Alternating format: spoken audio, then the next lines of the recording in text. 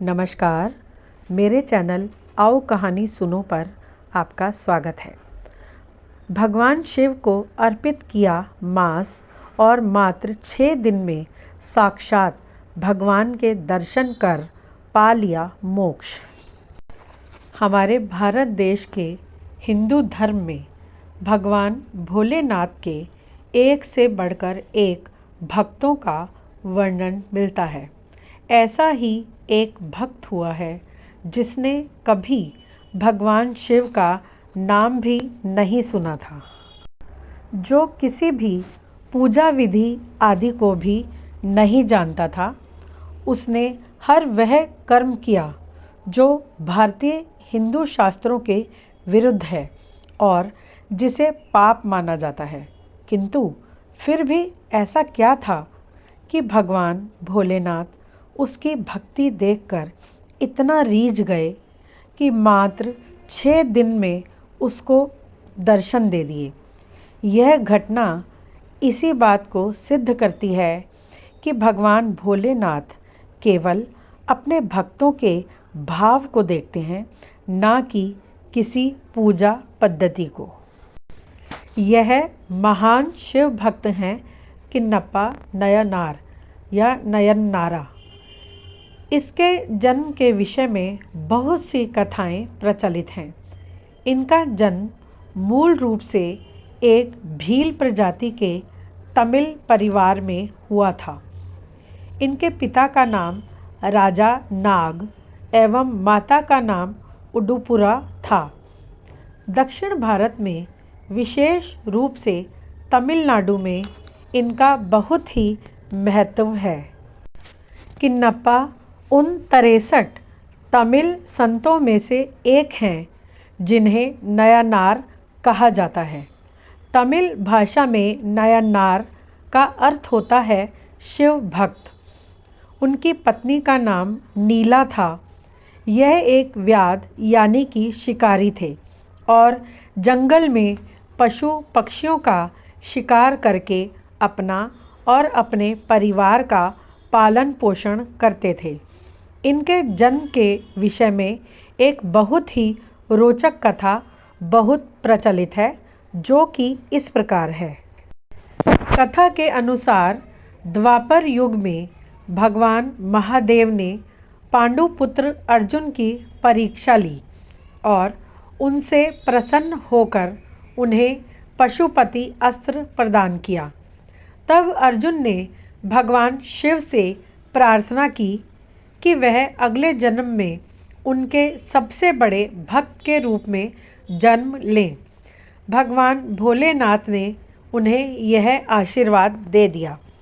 इसीलिए ऐसा माना जाता है कि कुंती पुत्र अर्जुन ही कलयुग में कन्नप्पा के रूप में जन्मे और महादेव के अनन्य भक्त बने। एक बार कन्नप्पा शिकार करते करते जंगल में भटक कर बहुत दूर निकल गए। तब वहाँ उन्हें एक अत्यंत ही प्राचीन और टूटा फूटा मंदिर दिखाई दिया। उत्सुकतावश जब वह उस मंदिर के अंदर पहुँचे तो उन्हें एक दिव्य शिवलिंग के दर्शन हुए। उस शिवलिंग के दर्शन मात्र से ही कन्नप्पा के मन में भगवान शिव की भक्ति का संचार हो गया और उनके मन में उस शिवलिंग की पूजा करने का विचार आया। अब उन्होंने तुरंत उस मंदिर की साफ सफाई की, किंतु वे किसी भी पूजा पद्धति को नहीं जानते थे। तब उन्होंने विचार किया कि जिस प्रकार उनके माता पिता अपनी कुल देवी की पूजा करते हैं, क्यों ना मैं भी ऐसा ही करूं। यह विचार आते ही उन्होंने सोचा कि क्यों ना मैं महादेव को कुछ खाने पीने की वस्तु अर्पण कर दूं। यह सोचकर वह वापस जंगल की ओर चले गए और एक शूकर का शिकार कर लाए। उस शूकर को काटकर उसका ताज़ा मांस एक पत्ते पर रख कर ले चले। साथ ही एक पात्र में मधुमक्खियों का शहद भी ले लिया। तब उन्हें जल लेने के लिए कोई और पात्र नहीं मिला तो उन्होंने अपने मुंह में ही जल भर लिया। इस प्रकार ये सब वस्तुएं लेकर मंदिर में पहुँचे।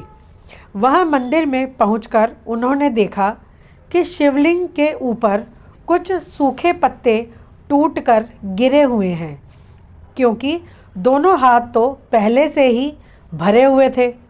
तो उन्होंने अपने एक पैर से शिवलिंग पर गिरे पत्ते हटा दिए।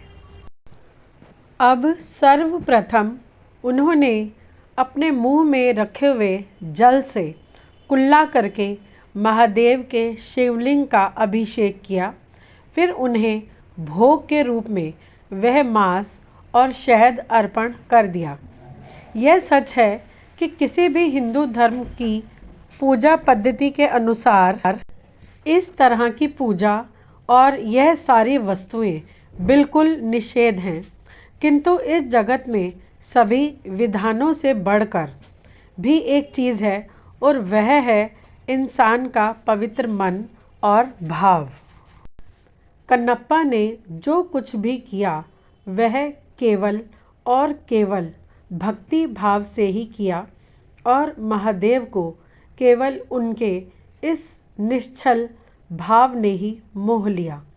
भगवान भोलेनाथ ने बहुत ही प्रसन्न मन से अपने इस अनोखे भक्त का प्रसाद स्वीकार कर लिया। अब तो यह कन्नप्पा की रोज़ की ही दिनचर्या का हिस्सा बन गया। वे रोज़ पैरों से पत्ते साफ करता, अपने मुंह में भरे हुए पानी से शिवलिंग का अभिषेक करता और उन्हें मांस और शहद का प्रसाद अर्पण करता। जंगल के इस एकांत में स्थित उस मंदिर में महादेव की पूजा करने के लिए एक पुजारी जी भी आते थे, किंतु उनका घर इस मंदिर से काफ़ी दूर होने के कारण पंडित जी का वहाँ रोज़ आना थोड़ा मुश्किल था। इसलिए वे 15 दिन में एक बार आकर ही उस मंदिर की साफ सफाई आदि कर दिया करते थे। वे भी बहुत बड़े शिव भक्त थे।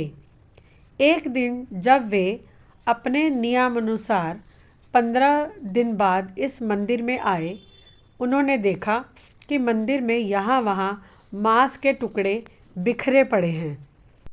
यह सब देखकर वह बहुत दुखी हुए और जल्दी से उन्होंने मंदिर को साफ जल से धोकर पूजा की और सुंदर पुष्प भी चढ़ाए।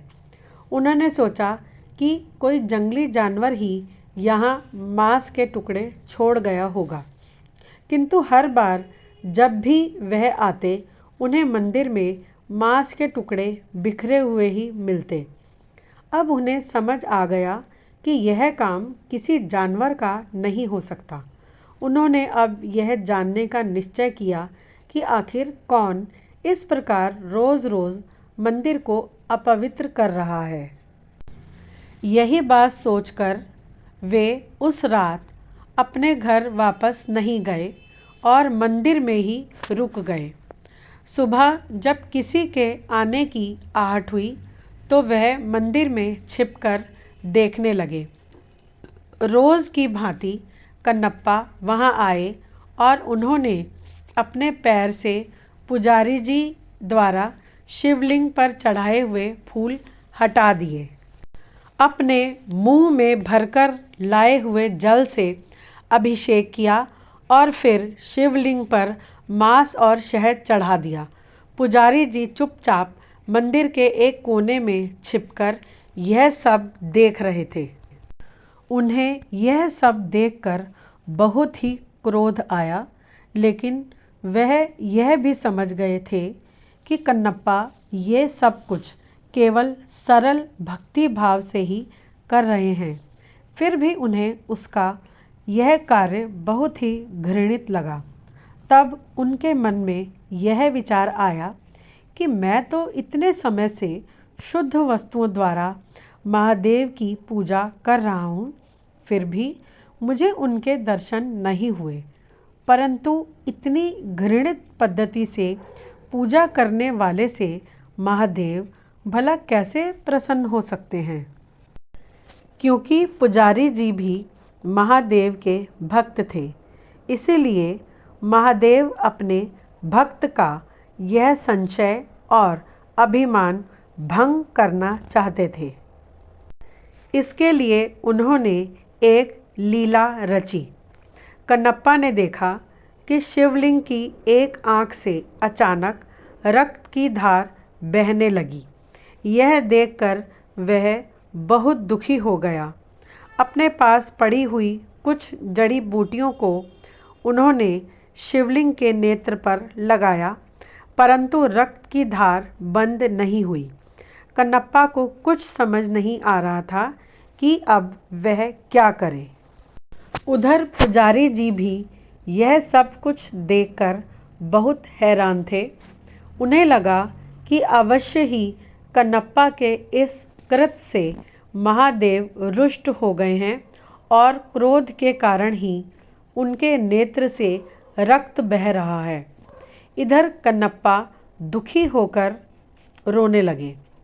उन्होंने सोचा कि यदि मैं अपनी एक आँख इस पर लगा दूं तो शायद रक्त बहना बंद हो जाए।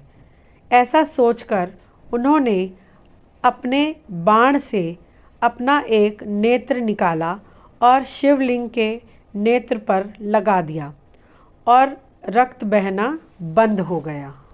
कन्नप्पा की प्रसन्नता का तो अब ठिकाना ना रहा, परंतु यह क्या, तभी शिवलिंग के दूसरे नेत्र से भी रक्त की धार बहने लगी। किंतु इस बार तो कन्नप्पा को इसका उपचार मिल चुका था, इसलिए उन्होंने अपने दूसरे नेत्र को भी निकालने का निश्चय किया। किंतु उन्हें ध्यान आया कि जब दूसरा नेत्र भी निकल जाएगा तो वह देख नहीं पाएंगे और बिना देखे नेत्र को सही स्थान पर कैसे लगा पाएंगे। यह सोचकर उन्होंने अपने पैर का अंगूठा उस शिवलिंग के नेत्र पर रख दिया ताकि वह नेत्रहीन होकर भी अपने नेत्र को सही स्थान पर लगा पाएं। परंतु जैसे ही उन्होंने अपने बाण से अपना दूसरा नेत्र निकालना चाहा, तभी वहाँ स्वयं महादेव प्रकट हो गए और उनका हाथ पकड़ लिया। अपने आराध्य को यूं अपने सामने प्रत्यक्ष देखकर कन्नप्पा भाव विभोर होकर उनके चरणों में गिर पड़े। महादेव ने उनके दोनों नेत्र ठीक कर दिए। यह सब देखकर बाहर छिपे हुए पंडित जी भी मंदिर के अंदर आ गए और महादेव के चरणों में गिर पड़े। उन्होंने कहा, हे प्रभु, मेरे मन में अहंकार आ गया था कि मैं ही आपका सबसे बड़ा भक्त हूँ, किंतु आज कन्नप्पा ने मेरा यह अभिमान चूर चूर कर दिया। आज इनके कारण ही मुझे आपके दर्शनों का सौभाग्य प्राप्त हुआ है। हे महादेव, आज मुझे समझ आ गया कि आपको केवल भाव से ही प्राप्त किया जा सकता है, ना कि किसी पूजा पद्धति से। तब महादेव ने अपने दोनों भक्तों को आशीर्वाद दिया और अंतर्ध्यान हो गए। सच तो यही है कि भगवान केवल भाव के भूखे हैं। अगर हम निश्चल भाव से भगवान की भक्ति करते हैं तो भगवान हमारी भक्ति को अवश्य ही स्वीकार करते हैं। इस वर्तमान समय में आंध्र प्रदेश में तिरुपति जिले के कालहस्ती नामक जगह पर महादेव का वही शिवलिंग श्री कालहस्ती महादेव के नाम से स्थापित है, जिस शिवलिंग की पूजा कन्नप्पा ने की थी और अपने नेत्र अर्पण किए थे। जय भोलेनाथ।